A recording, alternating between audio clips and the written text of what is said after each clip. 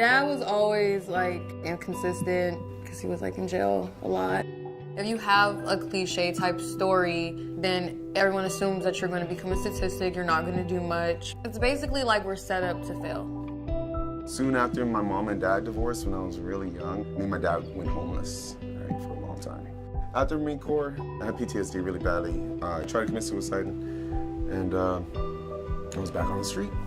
I don't have any sort of condition. I wasn't going through chemotherapy. I just shaped it as a choice. I have friends who are cancer survivors, and so much of the time when they let go of their hair, it's not a choice. So there's still a lot of shame associated with, like, I gotta get a wig, I gotta cover it up.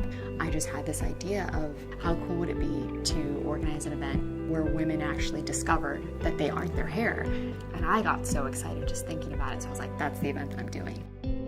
1957, corporate America set up recruitment booths on the campus. No Jews, no Negroes, no Hispanics, no Orientals. I couldn't get interviews. I couldn't get a job. So there ensued the next 4 months of my life.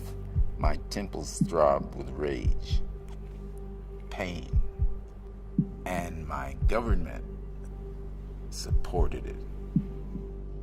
I really felt that I was a screw up, but I also really felt that God had a plan for me the whole time. When I pray every morning, one of the things I pray about is just making sure that I'm being grateful for what I actually have been given, but also always asking, just live through me today.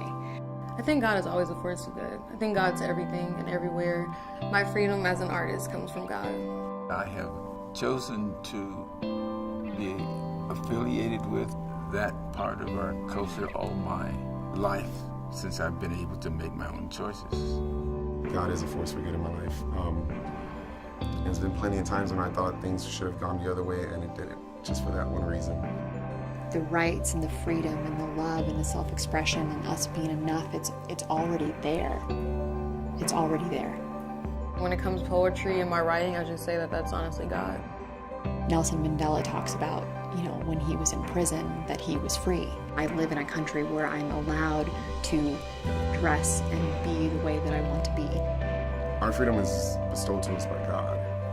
And if more people just listen, then we could have a whole bunch of individuals listening to God instead of just 1 or 2 or 3. I've seen a lot, and I'm 81 years old and still kicking. The expression, becoming a more perfect union, isn't a perfect one. It's a process that never ends. I believe in purpose more than power. I believe most fold in their darkest hour. But I see good even when the devil lies. I see past the acts and the heartless disguise. Signed the heart of an angel, one uninterested in the label. I know what it means to be fragile, though I rely on my strength. To take my aggression as nothing more than a sign of defense. At my weakest is when I kneel my most humble. God's preparation is foreseen through my stumbles, so I never grow weary in my journey, just more patient, reluctant to ever become one with the chaos I was faced with. But you see, I never have to worry, because in God is where I find my pride and my glory.